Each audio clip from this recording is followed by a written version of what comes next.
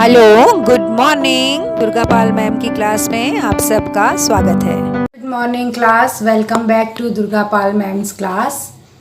आज की क्लास में हम पढ़ने जा रहे हैं क्लास 2 के लिए सारंगी की किताब से दूसरा चैप्टर घर, जो कि एक कविता है। ठीक है बच्चों, सारे बच्चे गर्मियों की छुट्टियों में आप मज़े ले रहे हैं घर में बैठ के आराम से। तो चलो आज कविता पढ़ लेते हैं और जब तक स्कूल खुलेंगे तब तक आपकी तैयारी हो जाएगी इस कविता की। ये है घर कविता, क्लास 2 के लिए है, चैप्टर भी 2 है और इसका नाम है घर। जो बच्चे क्लास में प्रेजेंट हैं इस वक्त अपनी अटेंडेंस लगा दो, लाइक का बटन दबा दो और अपने स्कूल का नाम लिख दो, आपकी अटेंडेंस लग जाएगी। ठीक है, चुन्नू मुन्नू टीनू गीतू सब बच्चे अपनी अटेंडेंस लगा दो। चलिए पढ़ते हैं घर।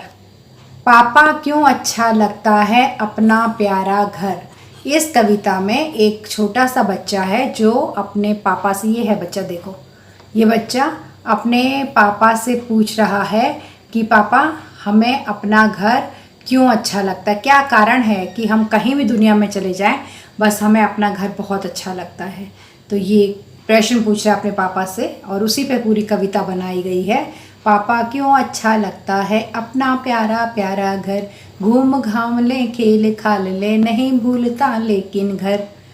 तो बच्चा पूछ रहा है कि पापा मुझे ये बताओ कि मुझे अपना घर इतना अच्छा क्यों लगता है।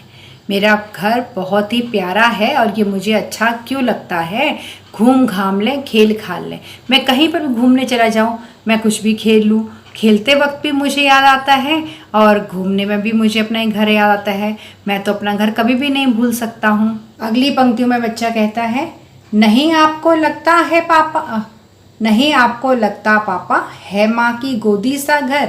पापा क्या आपको ऐसा नहीं लगता कि जो हमारा घर है वो माँ की गोदी सा है। सा का मतलब जैसा, गोदी सा मतलब माँ की गोद में जितना आराम मिलता है उतना ही हमें घर में भी मिलता है। गोदी के समान ही है, ऐसा लगता है घर में रहने से कि हम अपनी माँ की गोद में बैठे हुए हैं। पापा क्या आपको ऐसा नहीं लगता कि घर हमारा माँ की गोदी के समान है, प्यारी प्यारी ममता वाला। और ये प्यारी प्यारी ममता वाला सुंदर सुंदर न्यारा घर, हमारा जो घर है वो ममता जैसा है। ममता बोलते हैं माँ के प्यार को, ममता होती है माँ का प्यार अपने बच्चे के लिए जो होता है उसे ममता कहते हैं। तो बच्चा पूछ रहा है प्यारी प्यारी ममता वाला सुंदर सुंदर न्यारा घर, पापा क्या आपको ये नहीं लगता है कि जो हमारा न्यारा, न्यारा यानी अनोखा, अलग, सबसे अलग तरह का, अलग हट के जो घर है वो घर आपको माँ के प्यार जैसा सुंदर नहीं लगता है।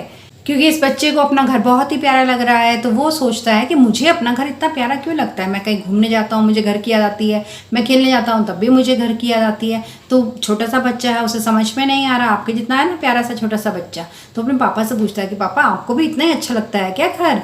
आपको ऐसा लगता है कि घर में रहने से जैसे हम अपनी मम्मी की गोद में बैठे हुए हों, आपको ऐसा लगता है अपना घर कि जैसे मम्मी का प्यार हो। तो इस तरह के प्रश्न जो उसके दिमाग में उठ रहे हैं वो अपने पापा से पूछता है। अब देखते हैं आगे क्या कह रहा है ये छोटा सा प्यारा सा बच्चा। आगे वो कह रहा है, थक कर जब वापस आते हैं कैसे बिछ बिछ जाता घर, खिला पिला आराम दिलाकर नई ताजगी देता घर। अब बच्चा कहता है कि जब हम थक कर कहीं से थके हुए घर वापस आते हैं तो कैसे बिछ बिछ जाता घर, कैसे घर झुक कर, बिछ बिछ जाना मतलब किसी के सम्मान में झुक जाना, किसी का इज्जत करने के लिए जब झुक जाते हैं, बड़े प्रेम से जब किसी की इज्जत करते हैं हमारे घर में, आइए बैठिए विराजिए, जब हम इस तरह के सुंदर शब्द बोलते हैं तो उसको बिछ बिछ जाना कहते हैं।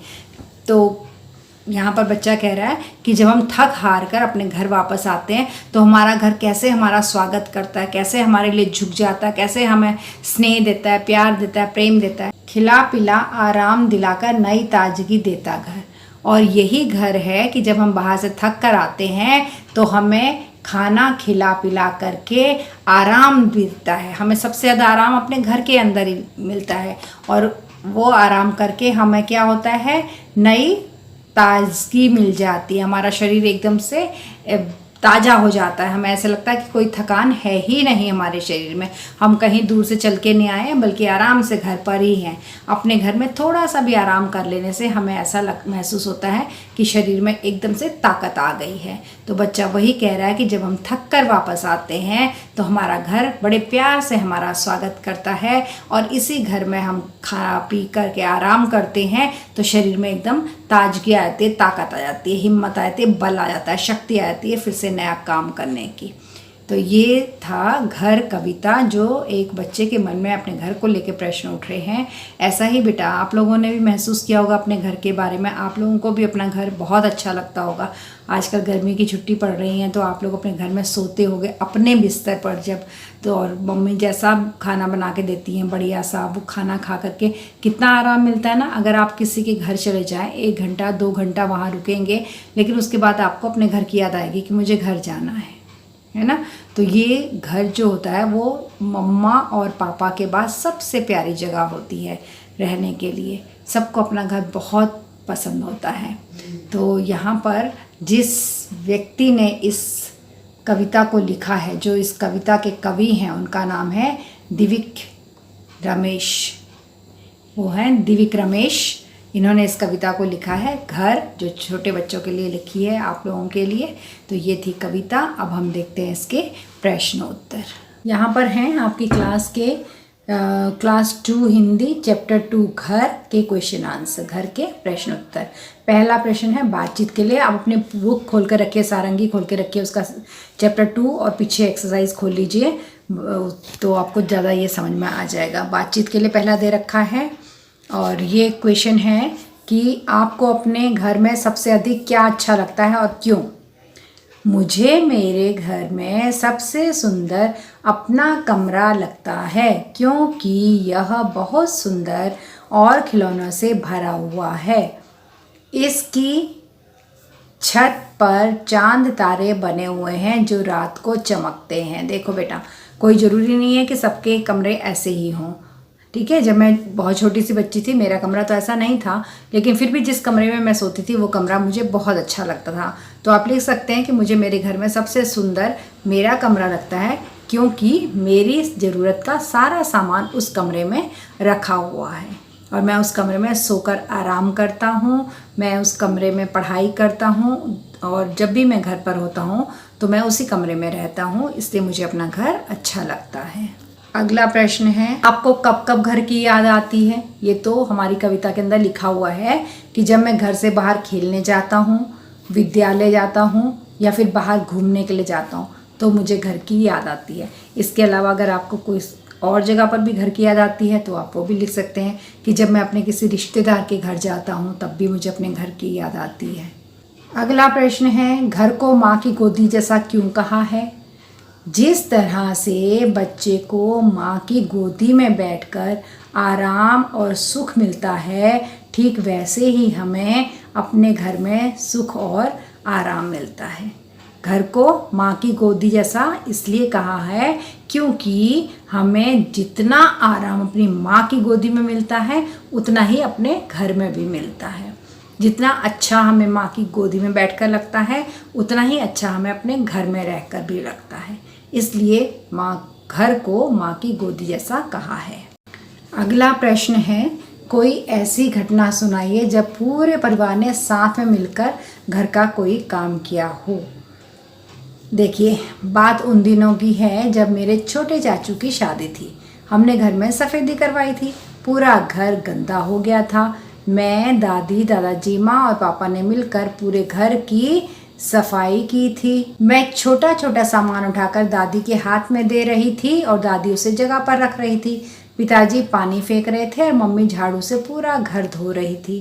दादाजी ने पापा की मदद की भारी सामान उठाने में। इस तरह से हमने सुबह से लेकर शाम तक पूरे घर को जमाया। अब हमारा घर बहुत ही सुंदर लग रहा था। आप कोई और घटना भी दे सकते हैं कि एक दिन मेरे घर में मेहमान आए तो हमें मेहमानों के लिए खाना बनाना था। मैंने, पापा ने और मम्मा ने मिलकर खाना बनाया। मैंने मम्मी को पानी भर कर दिया, मैंने मम्मी को बर्तन दे दिए, पापा ने सब्जी काट दी और मम्मा ने फटाफट छौंक कर खाना तैयार कर दिया। मैं एक एक रोटी लेकर मेहमानों को खिलाती रही। तो इस तरह से आप लिख सकते हैं इसे। अगला प्रश्न है, घर कविता अपने परिवार के किसी सदस्य को सुनाइए। भाई अब तो ये काम तो आपको करना पड़ेगा। मैंने आपको पढ़कर सुनाई कविता, आप जाइए कविता में पहुंचिए और एक एक शब्द को पढ़कर सुनाइए।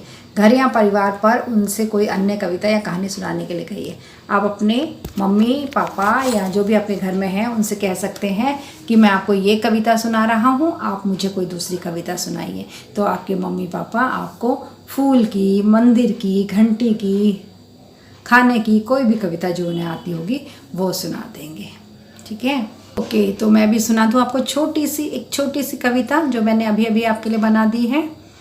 मैं हूँ एक छोटा सा प्यारा सा फूल, मैं खिलता हूँ उपवन में, काम है मेरा बस इतना सा, जो भी मुझको देखे भरता हूँ खुशी में उसके मन में। ठीक है, तो ये छोटी सी कविता मेरी तरफ से आप लोगों को।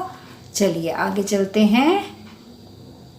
आगे है, अपने परिवार के लोगों से बात करके पता कीजिए और लिखिए कि आप अपने परिवार के लोगों को किस नाम से बुलाते हैं। माँ की बहन को कहते हैं मौसी जी, मम्मा के भाई को कहते हैं मामा जी, पिताजी की बहन हम बुआ जी, आपके पिताजी के भाई चाचा जी और ताऊ जी भी हो सकते हैं। पापा के छोटे भाई को चाचा जी और पापा के बड़े भाई को ताऊ जी। तो ये रिश्ते होते हैं। और अच्छी बात क्या होती है बेटा, हर रिश्ते के पीछे जी लगाइए। ठीक है, हर एक के पीछे जी लगा जरूरी होना चाहिए। मौसी जी, मामा जी, बुआ जी, चाचा जी, चाची जी, दादी जी, दादा जी, मम्मा और पापा जी। ठीक है, तो ये थे आपके क्लास 2 के सेकंड चैप्टर घर के प्रश्न उत्तर। मैंने पूरी एक्सरसाइज आपको करा दी है और बढ़िया से कविता भी आपको सुना दी है। आपको कविता भी समझ में आ गई होगी और प्रश्न उत्तर भी आप यहाँ से देख कर भी अपनी कॉपी में लिख सकते हैं, लिखने की प्रैक्टिस कर सकते हैं। सब कुछ यहाँ पे स्पेलिंग के साथ लिखा हुआ है। तो अब हम चलते हैं। चलने से पहले आपको 4 काम करने हैं। कौन कौन से 4 काम करने हैं?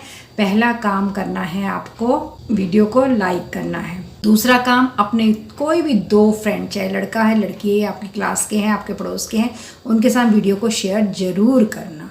तीसरा काम, सब्सक्राइब जरूर करना चैनल को, है ना। आप सब्सक्राइब करते हो तभी तो दुर्गा पाल मैम को एक ताकत मिलती है कि हाँ बच्चे इतने प्यारे प्यारे हैं, मुझे सब्सक्राइब कर रहे हैं, तो मैंने इन प्यारे से बच्चों के लिए प्यारी सी वीडियो बनानी है।